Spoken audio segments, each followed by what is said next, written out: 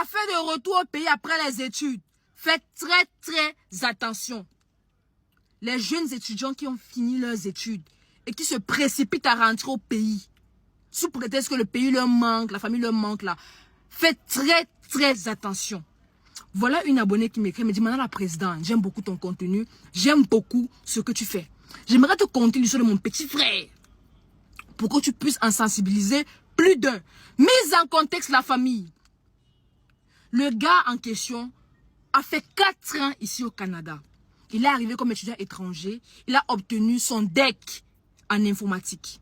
Après ses études, il a trouvé un emploi stable. Donc on peut dire qu'il s'est stabilisé. Il a trouvé un emploi, il a son appartement, il est à l'aise. Après quoi, il décide donc de rentrer au pays pour pouvoir se relaxer un peu. Il informe sa maman du projet qu'il a envie de rentrer au pays pour les fêtes de Noël. On parle ici de la période de décembre 2024. Samuel lui fait comprendre que mon fils, tu viens à peine de finir tes études. Tu viens à peine de te stabiliser. Reste au Canada. Attends même 3, 4, 5 ans avant de revenir. Dis que maman, non, je veux rentrer, j'ai le mal du pays, la famille me manque et tout ça. Samuel lui dit que reste au Canada, ne te précipite pas. Il s'entête. Il entame donc les procédures. Il réserve son vol pour retourner au pays. Lorsqu'il doit, le jour où il doit voyager arrive, le gars confond d'abord le jour de voyage. Je vous explique un peu. C'est un peu comme si le gars réserve son vol pour le 18 août. Il confond le jour, il se rend à l'aéroport le 19. Et ça va aussi, vous voyez un peu. Il se retrouve d'abord dans la confusion. Quand il rate son vol, il explique à sa soeur. Sa soeur lui fait comprendre que ça c'est un signe. Reste au Canada, ne force pas. Le gars dit non, j'ai juste confondu et tout. Voilà comment il réserve encore un vol pour la 2e fois.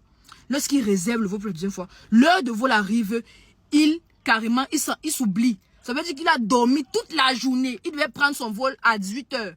Il a dormi toute la journée, il s'est réveillé à 18 h 30. Il rate encore son vol pour la 2e fois. Quand il rate son vol pour la 2e fois, il n'informe pas la famille. Il recommence encore une 3e démarche. Je ne sais pas, vous voyez un peu le truc.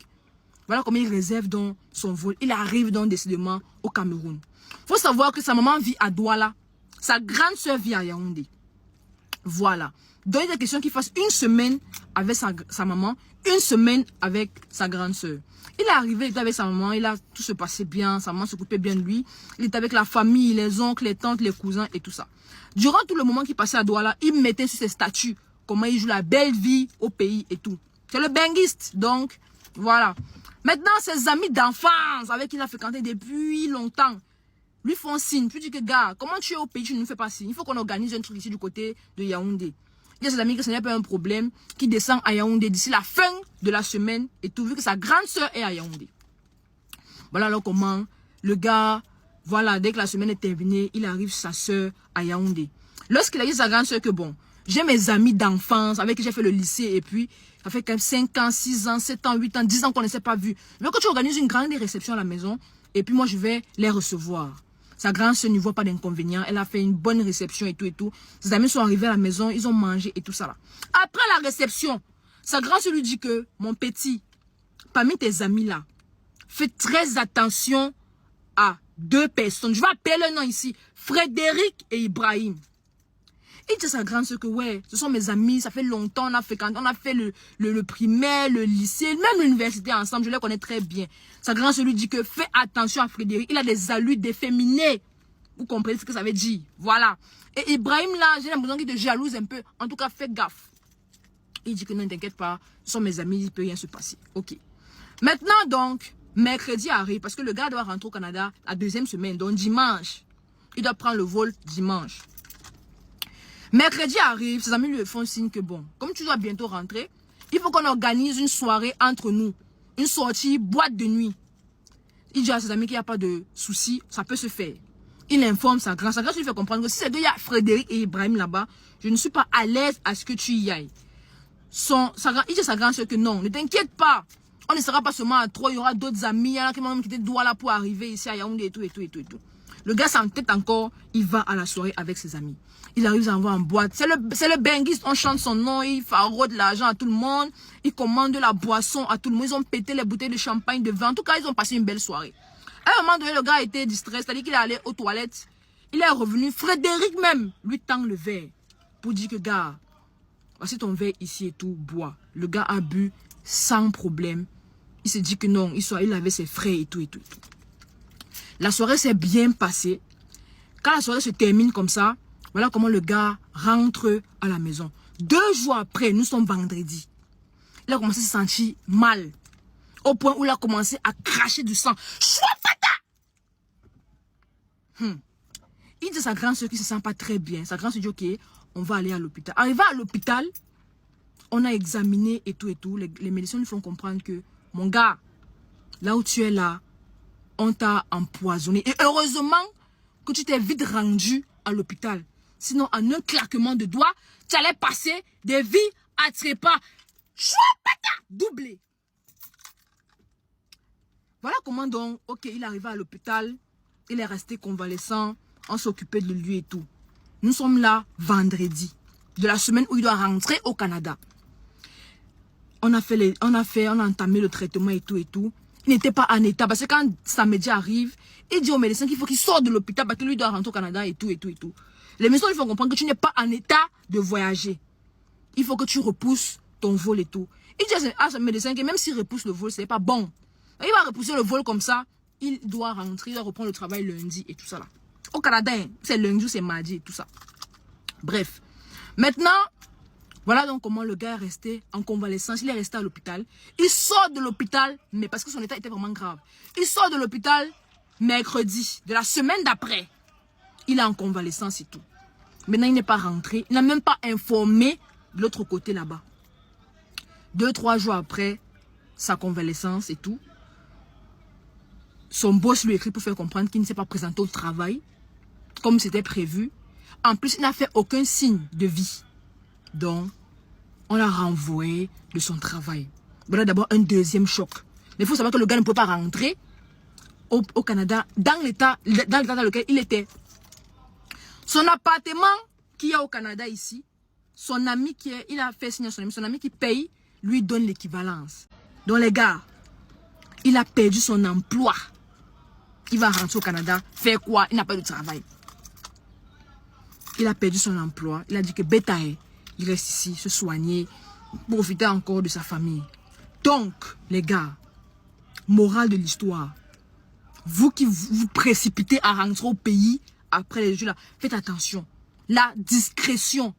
Faites votre vie discrètement. Les gens sont pas obligés de savoir que vous êtes là.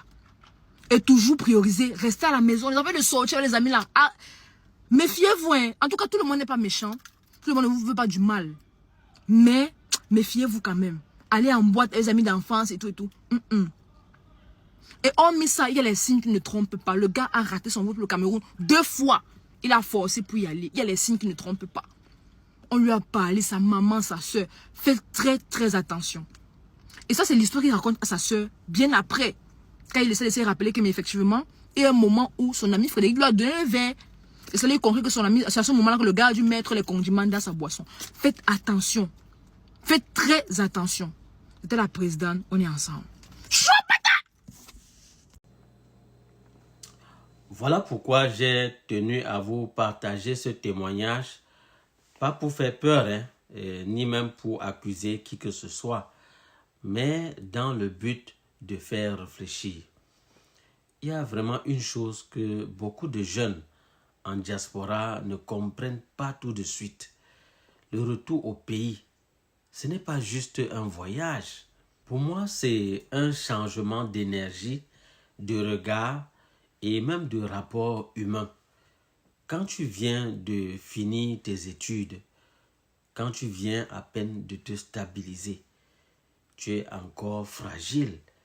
Et dit, même si tu ne t'en rends pas compte, tu penses que tout le monde est content de te revoir. Tu penses que ce sont toujours les mêmes relations. Tu penses que c'est la famille, que ce sont tes amis d'enfance. Mais dans la réalité, les amis, c'est que le temps en réalité change les gens. Ça, j'ai compris ça vraiment depuis longtemps. Et j'aimerais que plusieurs comprennent aussi. La distance change les rapports. Et parfois, sans le vouloir, tu arrives parfois avec une image que tu ne contrôles plus. ce témoignage montre une chose très importante. Écoutez-moi très bien. La discrétion est une protection. C'est quelque chose que j'applique chaque fois dans ma vie. Je vais vous dire que tout le monde n'a pas besoin de savoir que tu es là. Tout le monde n'a pas besoin de savoir ce que tu fais. Tout le monde n'a pas besoin de te voir sortir, dépenser ou offrir. Souvent, ce sont les choses qui nous attirent des problèmes. Et surtout, quand plusieurs personnes te conseillent la prudence, quand peut-être même les choses bloquent, ou bien qu'il y a parfois des signes qui sont répétés. Les amis, ce n'est pas toujours un hasard. Je vous assure, il faut vraiment qu'on prenne compte de tout ce qui se manifeste devant nous. Et dit même petit soit-il. Parfois, ce n'est pas que tu dois renoncer. C'est juste peut-être que ce n'est pas le bon moment. Maintenant, les amis, j'aimerais aussi vous entendre. Est-ce que vous aussi, vous avez déjà vécu ou vu un retour au pays qui s'est mal passé? Parce que je sais que c'est devenu comme monnaie courante. Donc, de plus en plus, on se rend compte que c'est comme si le retour au pays est devenu très risqué pour ceux de la diaspora. Mais ce n'est pas impossible. Je vous ai dit, ce n'est pas une vidéo pour faire peur. Est-ce que vous pensez qu'il y a des gros risques quand on rentre peut-être tôt? Et selon vous, c'est quoi vraiment la règle numéro 1 quand on retourne au pays? Pour ceux qui nous suivent pour la première fois, je vous prie de vous abonner. N'oubliez pas d'appuyer sur booster ou applaudir. Ça permettra à l'algorithme de proposer cette vidéo à d'autres personnes à qui ça peut servir. Partagez également la vidéo dans d'autres groupes dans le but de sensibiliser le plus grand nombre. Quant à moi, je vous dis à bientôt pour d'autres vidéos. Bye bye.